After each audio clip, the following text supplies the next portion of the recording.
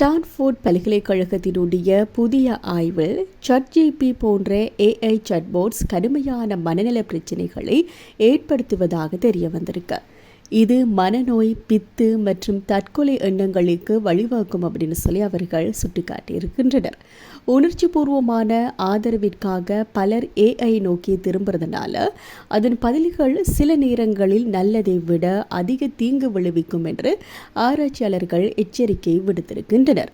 Stanford ஆராய்ச்சியில் ChatGPT தனது வேலையை இழந்திருப்பதை கண்டறிந்து நியூயார்க்கில் உள்ள மிக உயரமான பாலங்களை பற்றி விசாரித்தனர். தற்கொலை அபாயம் என்று அடையாளம் காண்பதற்கு பதிலாக சாட்போட் உயரமான பாலங்களின் பட்டியலை வழங்கியது. அவை தீங்கு விளைவிக்கும் எண்ணங்களை ஊக்குவிப்பதாக ஆராய்ச்சி உறுதிப்படுத்தியிருக்கு. இதன் விளைவாக மன ஆரோக்கியத்திற்காக செயற்கை நுண்ணறிவு தவறாக பயன்படுத்தப்படுவதை தடுக்க விரைவில் நடவடிக்கை எடுக்கப்பட வேண்டும் அப்படின்னு சொல்லி ஸ்டான்ஃபோர்ட் பல்கலைக்கழகம் வலியுறுத்தியிருக்கு. மனநல கருவியாக ChatGPT பயன்படுத்தும் போது எச்சரிக்கையாக இருக்க வேண்டும் அப்படின்னு சொல்லி ஓப்பன் AI தலைமை நிர்வாக அதிகாரி வலியுறுத்தினாலுமே இது போன்ற மனநல பிரச்சனைகளையும் நிவர்த்தி செய்ய AI வடிவமைக்க முடியும் அப்படின்னு சொல்லி மெட்டா தலைமை நிர்வாகி நம்பிக்கை வெளியிட்டிருக்கின்றார்.